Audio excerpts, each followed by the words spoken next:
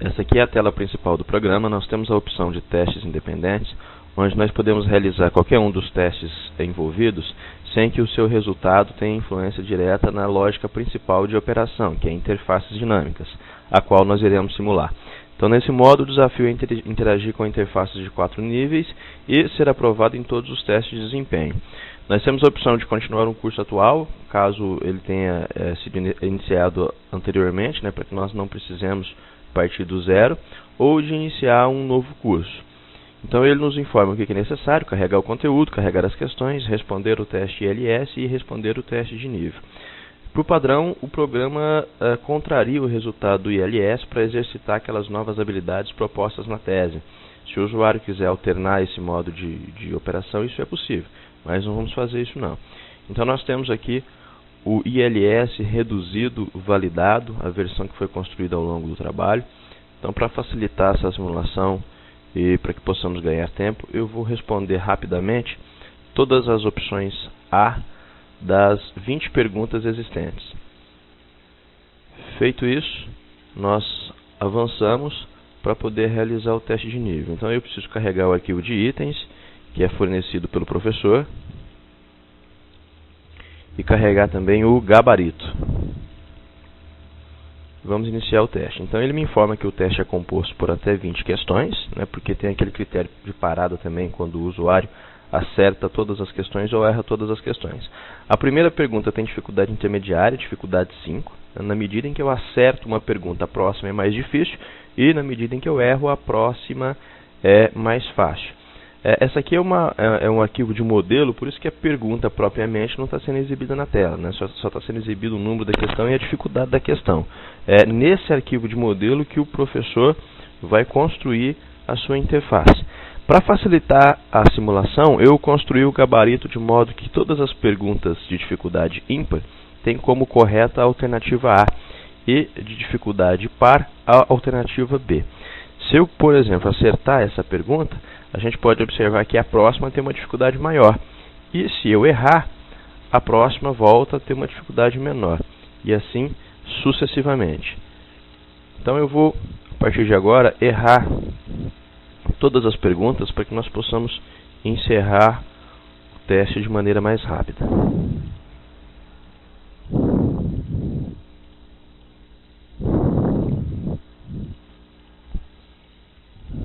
Então o teste foi realizado com sucesso e ele pergunta se eu quero iniciar a exibição dos conteúdos. Então aqui nós temos a tela de primeiro nível, ele já me fornece as seguintes informações: você irá interagir com interfaces de nível 1, sua habilidade para este conteúdo é 1, esta será a sua primeira tentativa.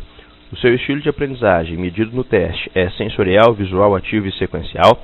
As preferências do LS são forte, forte, forte, forte. Nesse caso elas deram todos os polos forte, porque nós respondemos apenas a alternativa A para todas as perguntas.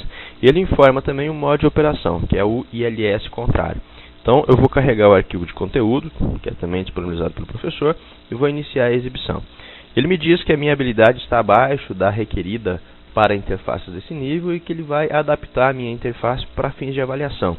Essa questão dos níveis de dificuldade e habilidade é explicada na tabela de número 22 da tese. Mas aqui o que nós podemos observar é que, devido ao modo ILS contrário, a minha primeira interface ela é totalmente oposta àquele estilo medido no ILS. Então, ao invés do polo sensorial, eu tenho o intuitivo, ao invés do polo visual, eu tenho o verbal, ao invés do polo ativo, eu tenho o reflexivo, e ao invés do polo sequencial, eu tenho o global. Esse aqui também é um arquivo de modelo, então é aqui dentro que o professor irá construir todo o seu conteúdo didático, as teorias, os exemplos, as simulações, os vídeos e assim por diante. Depois de realizar toda a navegação e estudar o conteúdo, quando o aluno se sentir apto, ele pode solicitar a avaliação. É aqui nesse ponto onde nós usamos aquele método probabilístico da teoria de resposta ao item para poder calcular o desempenho do usuário. Então serão fornecidas 10 questões, uma de cada dificuldade, para que o aluno possa ser avaliado. Na medida em que eu acerto ou que eu erro, aqui nessa barra inferior, o status vai sendo exibido. Então, vamos terminar. Esse aqui também é um arquivo de modelo, né? Não contém a pergunta, é só com fins de simulação. Então, vamos terminar esse teste aqui. Quando eu encerro o teste, ele me informa a nota. Nesse caso, ela foi de 3,9. Ela é inferior ao mínimo admissível para a progressão de nível. Então, quando eu der um OK, ele vai me levar de volta à tela de exibição de nível 1. Eu peço uma próxima interface. Ele vai me dizer que essa é a segunda tentativa e ele vai alterar a composição didática da interface como se fosse uma nova explicação do professor para o mesmo conteúdo. Então eu posso observar que agora o primeiro polo foi adaptado. Ele já é sensorial, assim como diz o meu estilo de aprendizagem.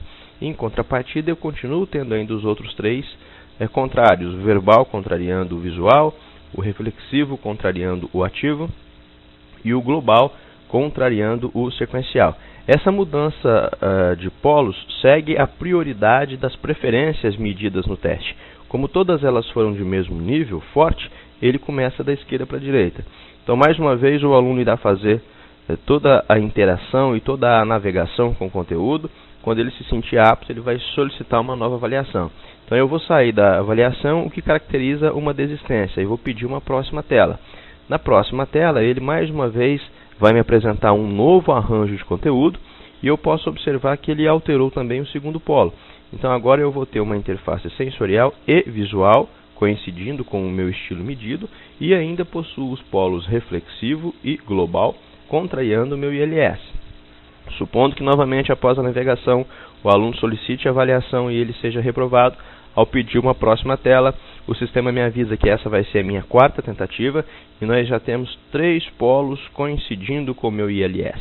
Apenas o último ainda está diferente, ou seja, temos mais uma vez uma nova composição didática do conteúdo, como se o professor provesse uma diferente explicação. Solicito a avaliação, reprovo na avaliação. Quando eu peço a próxima tela, na quinta exibição, eu já tenho a convergência total para o meu ILS. Sensorial, visual, ativo e sequencial. Realizo toda a navegação, todo o estudo, visualizo o material didático preparado pelo professor, solicito a avaliação. Acredita-se que agora, por trabalhar com uma interface totalmente adaptada às minhas características, o potencial de sucesso seja maior. Mas se eventualmente isso não acontecer, se o aluno tiver mais uma reprova, ao solicitar uma próxima tela, o sistema vai avisar ele o que aconteceu. Então ele diz, após 5 tentativas, a interface se adaptou ao seu estilo de aprendizagem ideal, mesmo assim você não conseguiu a aprovação. Sugere que você estude os pré-requisitos para este conteúdo. Aí ela pergunta, caso deseje continuar com a exibição aleatória de interfaces, porque são 16 diferentes interfaces, né? Clique sim. Ou se você desejar pular para o próximo nível, o nível 2, mesmo estando ciente do que ocorreu, clique não. É o que a gente vai fazer. Então seremos conduzidos a tela de exibição de nível 2 e ele mais uma vez nos informa que essa vai ser a primeira tentativa.